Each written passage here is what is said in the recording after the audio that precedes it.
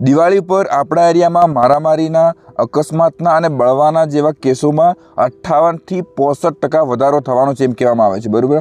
તો હું એમ કહેવા માગું છું કે દિવાળી સેલિબ્રેશનનો તહેવાર છે, પારિવારિક તહેવાર છે, પ્રકાશનો તહેવાર છે, આનંદ ઉલ્લાસનો તહેવાર છે. એવા સમયે આ કેસો વધવાનું કારણ શું છે?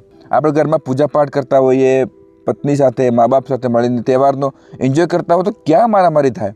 કોઈ કારણ જ નથી. પણ મારામારી થવાનું મેઇન કારણ એ છે કે આપણે પરિવારમાં રહેતા નથી, બહાર વધુ રહીએ છીએ.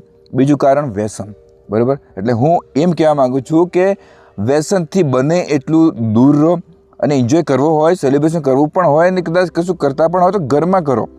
બહાર જઈને 50 માણસો 20 માણસો જોડે ભેગા થઈને વ્યસન કરશો તો એકબીજાની વાતોમાં ફરક પડે ને જે જૂનું કંઈક હોય એ યાદ આવે અને મતલબ વાતોમાં બધું ડિસ્કસ તો થાય ને એને એમાં ઝઘડા ઊભા થાય. અને પહેલી વાત તો દારૂ ના જ પીવો, વ્યસન ના જ કરો તો સારું જ છે. પરંતુ તેમ છતાં પણ મારી વાત તો કંઈ વહેલું તો હોય નહીં, કોણ મારી વાત રાખવાની.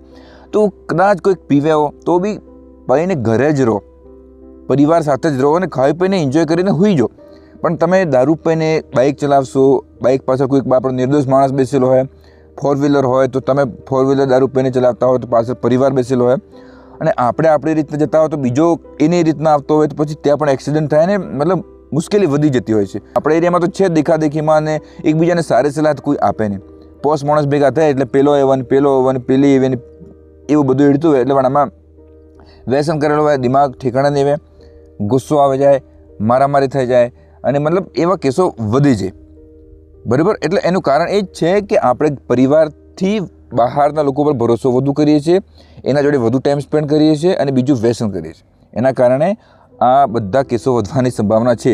સિસ્ટમને પણ ખબર છે કે આપણાવાળાને એવા કંઈક ને કંઈક ગડબડ કરવાના, એટલે 108 પણ સુવિધા માટે વધારે દીધી છે ને બધું સુવિધા કરીને રેડી છે. પણ હે મૂડ ફાટી જાય એના ક્યાંક તો જ્યાં એવા કંઈક ને કંઈક કરવાના છે. તો એવી ઇમેજ કોને બનાવી? આપણે જ બનાવી ને. આ રેશિયો કોને? સરકારને થોડો ખબર હોય, આ તો રેશિયો આપણે વાળે ઊભો કરેલો હોય. એટલે આનો જિમ્મેદાર આપણે પોતે જ. એટલે એન્જોય કરો, સેલિબ્રેશન કરો, બધું કરો, પોતપોતાના પૈસા પોતપોતાના લેર કરો, પણ પરિવાર સાથે રહીને એન્જોય કરો તો છોકરો પણ ખુશ રહે, પરિવાર પણ ખુશ રહે, મા બાપ પણ ખુશ રહે, આપણે પણ મજા આવે. અને બાકી તમે બધા સમજદાર છો અને દિવાળીની શુભકામનાએ.